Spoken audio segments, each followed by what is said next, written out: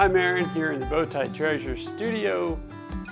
It's Friday. I love it when it's Friday. That means we get to paint together, hang out, talk about what we love to do, what you love to do, find out where you're from. I always like it when you say hi, let me know you're watching tonight. If you haven't, let your friends know we're here. Go tell them, hey, it's time to watch some fun in the Bowtie Treasure Studio, right? That's how it goes. So as you jump in, give us a howdy. Maybe you don't say howdy where you're from, but give us what you like to say. We say howdy, I guess we say howdy. Here in the South, it's howdy, it works, right? Or hi y'all, right? Whatever works for you. I picked 5 colors out. We're gonna do some layers, not like the layers of the last piece, which more washes. I'm going for more rugged feel. It's not a brand new technique for me, but it is a technique that I think would be very appropriate for what I'm considering this country cabinet. It's nice and short. I picked it up along with several other great pieces at an estate sale. I just thought it'd be a nice simple live, and this is what we're gonna work on. In order to do this piece, I will tell you what kind of led to a little bit of my color choices. And that is the cabinet itself has a green painted inside. I'm not planning on painting those. Okay, I may not paint them. I'm gonna leave it at that. And I'm not gonna do anything on the inside, but I thought the green kind of lended itself to maybe go ahead and stay with the green. The back of the cabinet is also green. I didn't paint it green. That's how I think it was probably factory painted that way. I don't really know, but I'm gonna run with the green. So we're gonna do a green inspired piece, but I want to warm it up with some tones. So if you look at the colors that I'm using, there's 3 that are green.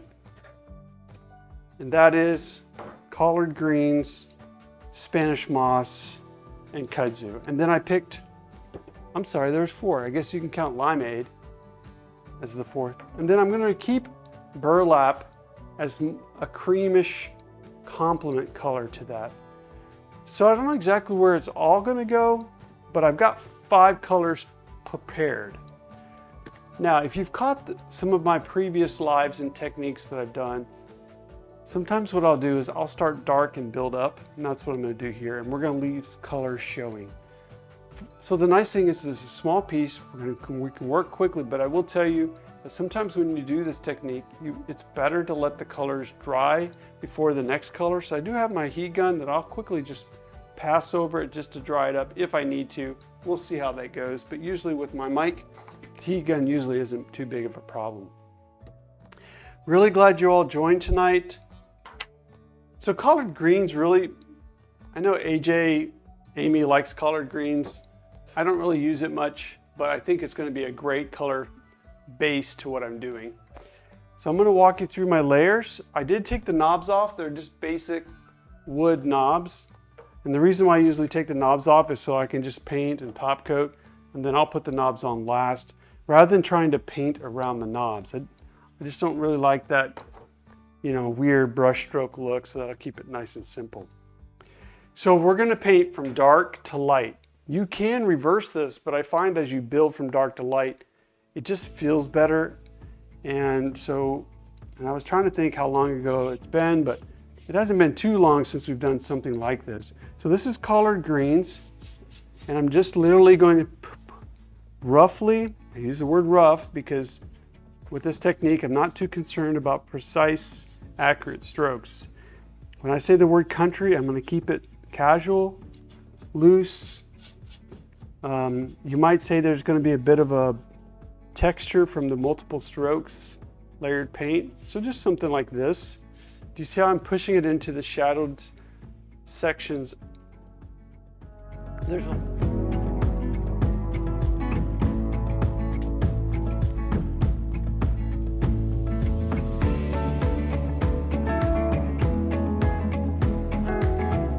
So this principle right here is aim for anything, put color anywhere that you want, or is a recessed area.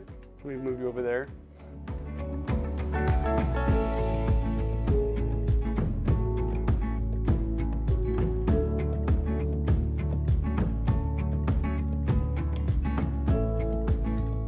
I am spreading the paint out and not putting too much. The more paint you put onto this, the longer it's going to take to dry. So just be careful. If you have time to let it dry, great. But I don't really need a lot of paint on there. If you remember the last country cabinet we did, that was a tall piece, that had some fun casual kind of feel to it as well. And I think my problem on that one a little bit is I went a little dark in some areas that kind of made it a little bit less fresh, if you will, but whatever works for your particular project. All right, so that's all I'm going to do for collard greens. So we're going to set that to the side. So if you want to do something like this in your project, you pick any dark color you want, and that's all you got to do. Just get a dark color. Probably the theme brush tonight is going to be Dixie Belle's, let's see if my camera will grab it, flat small. So the next one is just going to be, this is Spanish moss. This is another color I don't use a lot of. And the reason is it has a greenish cream tone, and it's probably not a top color that most people will grab when they want to paint a piece, just because it does again have that, it's Spanish moss. So what we're going to do here, some of this colors is still wet, and when it's wet it's shiny, and you can probably see it as they move it in light, it's still shiny. I could heat gun that right now, but I'm going to see if it's going to be okay just to kind of slightly pass over it. Okay, now when I'm doing this, I am going to, there's going to be times where the colors could mix a little bit, and that's totally up to you. Every time you add a color, let the previous color peek through a little bit.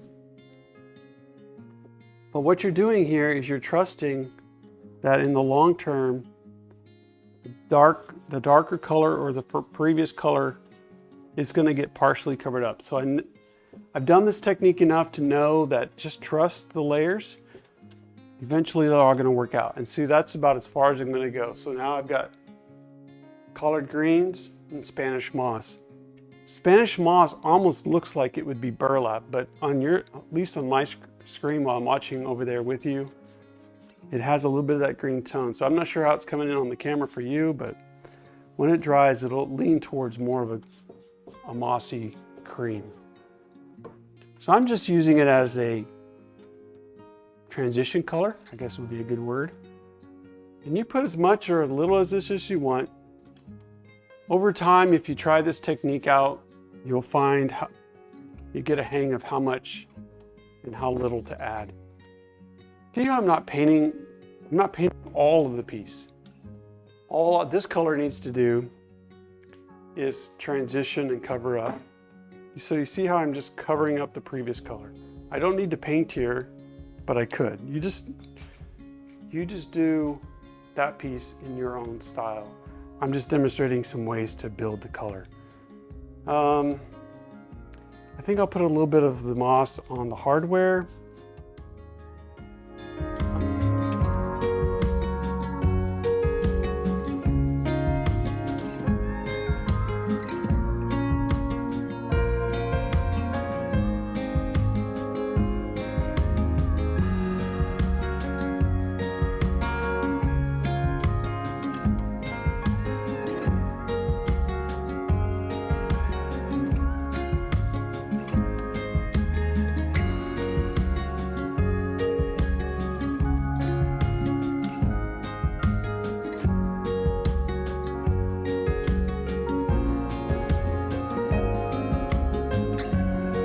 So again, this is the fun part. This is the no stress, just get paint on there. Have a little bit of a thought plan behind it, like, oh, look, I forgot this side. I'm glad I turned it around. I've got my lazy Susan going on here. I haven't used it in a while. Okay, that's it. That's Spanish moss. I tell you what I'd like to do is go ahead and bring in Kudzu. This is really, I want this to be the star of the show. I think this color will be, when you're doing a small piece like this, I feel like you can be bold with it. People are hopefully wanting a nice statement piece. They could put plants on, they could put it in an entryway, they could even put a TV on it in their bedroom. So all these other colors were kind of just some base colors that got me where I needed to go. But I feel like Kudzu is going to be the base color. Everything else I had to do after this will go over Kudzu. And let's just kind of put some in there. Very loose. You see how I'm focusing on the center, and I didn't put a lot. You can just put a light touch on the edges, and that should be enough. This may be a good place. I'm gonna tell you what, let's do that. Let me get a mini. I need a little bit of a larger surface. The bigger the brush, sometimes I feel like the more you can play around with this. I will tell you, if you like to do something like this, you could use Dixie Belle's premium chip brushes. They could work too. They're a little bit more inexpensive, but for this technique, they might be a good touch. So here, you see how far I have Spanish moss? I want to cover a lot of that up. You want this one, you want brush strokes. Don't try and cover up everything. I didn't really mention this, but this is Gray Boss.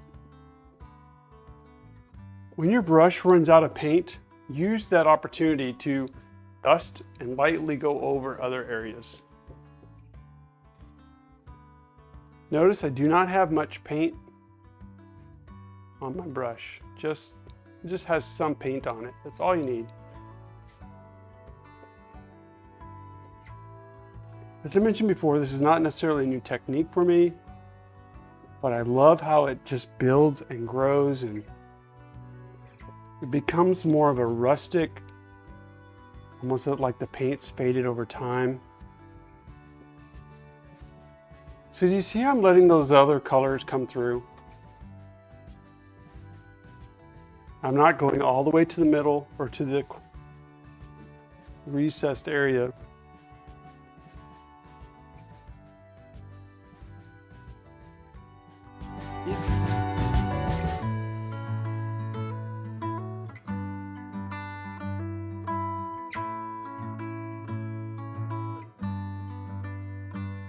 There's nothing wrong with being random, but sometimes you're going to find that if you just plan it through a little bit, color harmony, layering, value, it's going to make your piece accidentally perfect. Well, did I say that right? Purposefully accidental. Right? So I'm going with a look here that is supposed to look a little bit more aged and colorful. So maybe the paint's faded over time. You can still see in some places the Gray Boss showing through. Nothing wrong with that at all. And just look for, like I said, when your brush is almost out of paint, that's a great time just to come back and just drag it across some areas. Give it a little bit of a dusting. What do we think, y'all? Hey, Connie from Waco. Good to see you. So we're on color number 3 of 5. And I will tell you that I go into it with an idea of that's how many colors I'm going to need.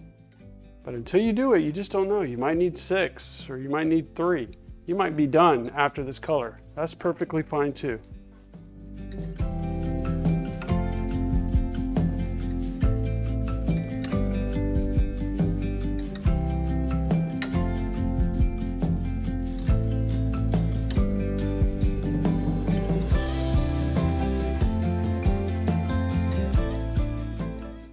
But do you see how the initial colors I put in there almost create this shading effect, and it just kind of builds.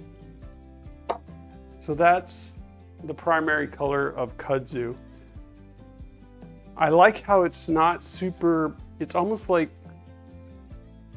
evergreen, but it's toned down, and I like that a lot. All right, I'm gonna put those 2 brushes away. Next, we're going to go to the next color. Now, let me just tell you the last 2 that are left. The last 2 are left are, I'm getting the camera here, Burlap and Limeade. Limeade is going to be seldomly used, but this is the brightest color value, and you can see the value. Well, it's pretty close to burlap. It's a bright value, but this is going to be a pop of color. And this is going back to the Spanish moss color a little bit, but it's going to bring some more warmth in, and I'd like to do some of it. But we're not going to, Kudzu is the star. I'll tell you what, let's do, just for the fun of it, because I have them and I've talked about them. Let's use this premium chip brush. Only because I think it'd be nice to have some of that rough brush stroke texture. I'm not going to do a lot of this though. Fortunately, my burlap, well, maybe it's fortunate, my burlap is very thick because I use it. It's just not a thin. But in this coat, I'm going with just almost a drag of it, okay? And I don't want much of it. This is just going to tone. Let's bring you in. Bring you close. I want you to see how little of it I'm putting on there, but how purposeful the. Here, like, look at the hinge. Can you see the hinge, how it has a little bit of color? That's the burlap at work. So let me just show you down here. I'm going to drag up. I talk about a dusting, so I'm just doing a dusting. The nice thing about the chip brush is that it's got that, let me see if I can get it to show up. It just has a little bit more of a rough brush stroke. In fact, there's some bristles kind of, so just dragging. There's not a lot of paint on the brush. So you can see right there, let me get you in close, how the dusting is over the kudzu. I use the word layered in the description, but not the layering that we did with washes.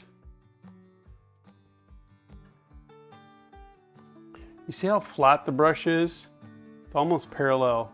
If you do this, you're going to get a hard line, very light. And you don't want much brush. If you have too much paint on your brush, then just knock it off on a rag or a paper towel. This is looking, we're going for authentic. So anywhere that I put kudzu, I'm going to put a little bit of dusting of this color.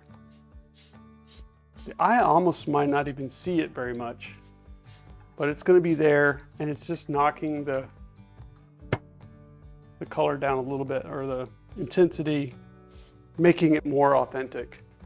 We like to use the word, or we've used the word in my lives before, of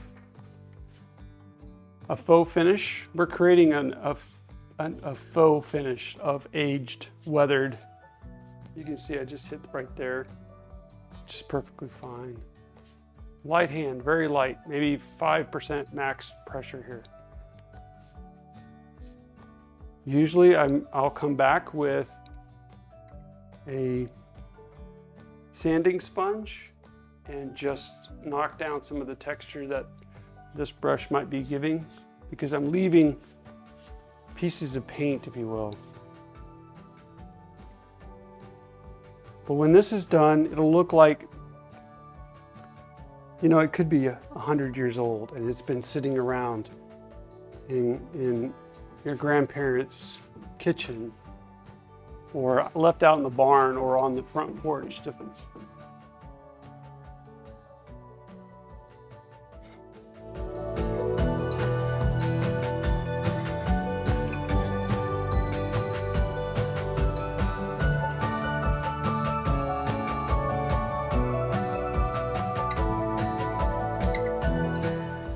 So just look for anywhere else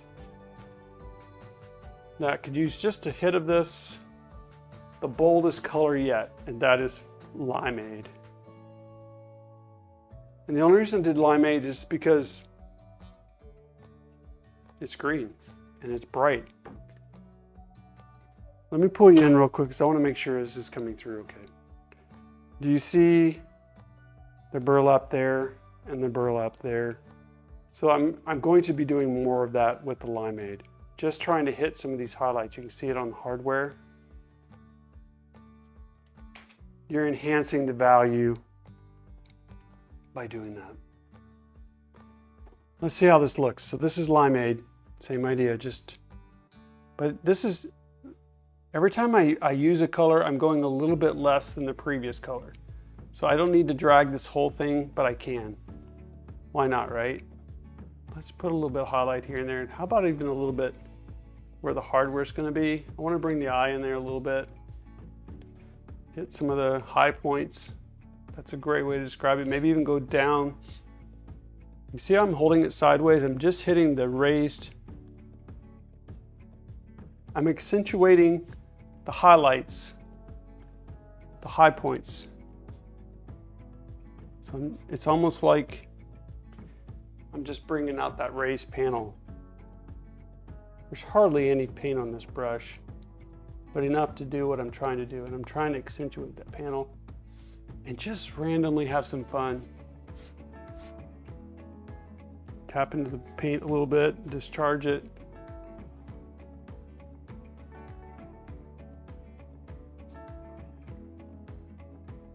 Sometimes you don't know where you're going to be by the time you get to the 5th color or more, but the piece should start speaking to you. Say, I could use a little bit of something here. About a little bit of something there. Maybe along the edges.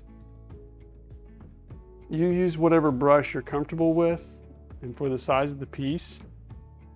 I'm really glad that I pulled out. I'm actually going to go in here a little bit.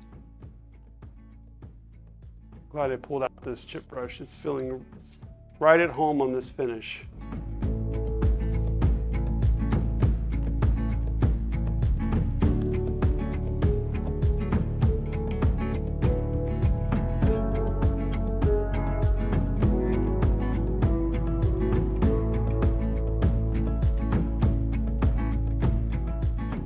So just to bring you close, you can see the Limeade.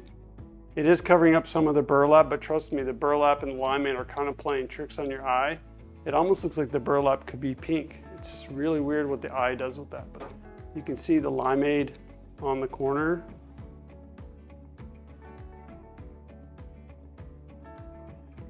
I guarantee you do something like this, someone thinks you spent like, it's taken years and years of work to get there.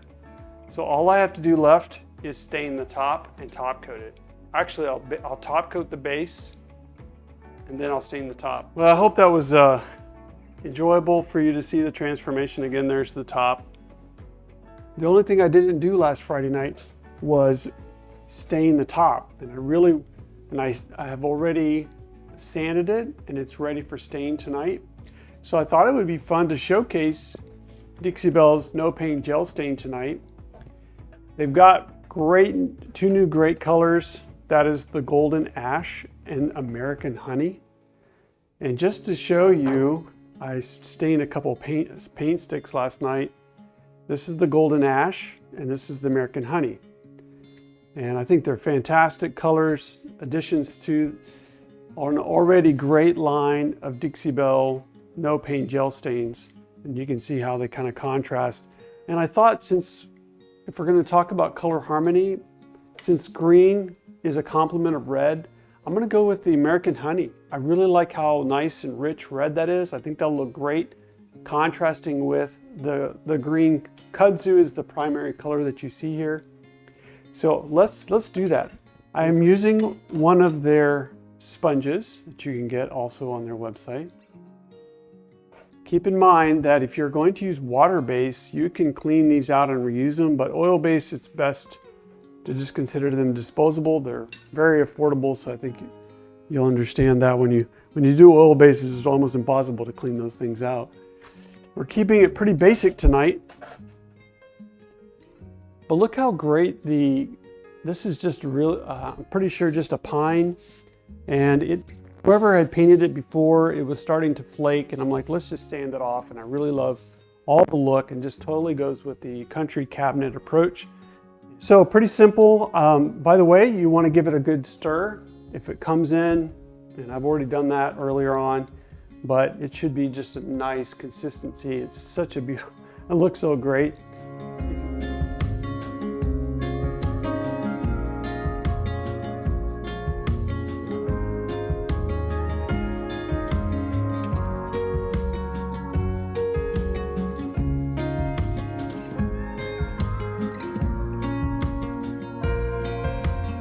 If you've not used it before, I definitely recommend it. I'm only doing one coat. You can definitely apply more than one. Just give it some time to dry. I usually do like to top coat, but that's after the wood is thoroughly dried. I'll give it a couple days at least, or more depending on how much you apply and the type of wood. My recommendation is just don't be in a hurry to get your project done, meaning give it some time to really cure and soak in that stain. You can also stain with Voodoo gel stain.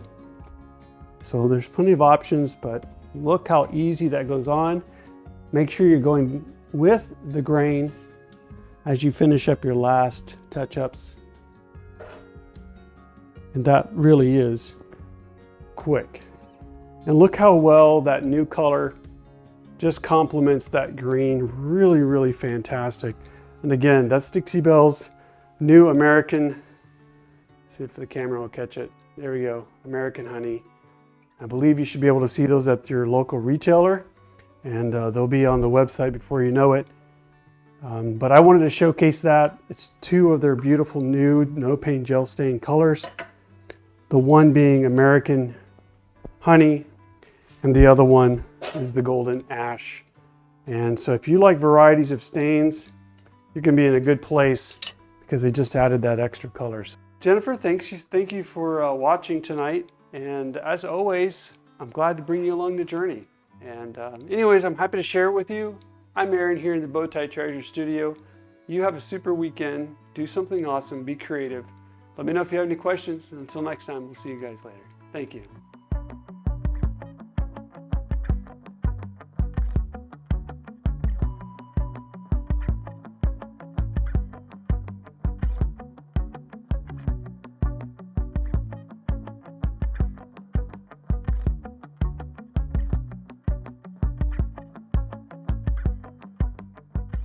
That's the end of the show. Make sure you subscribe and ring the bell before you go. Bye.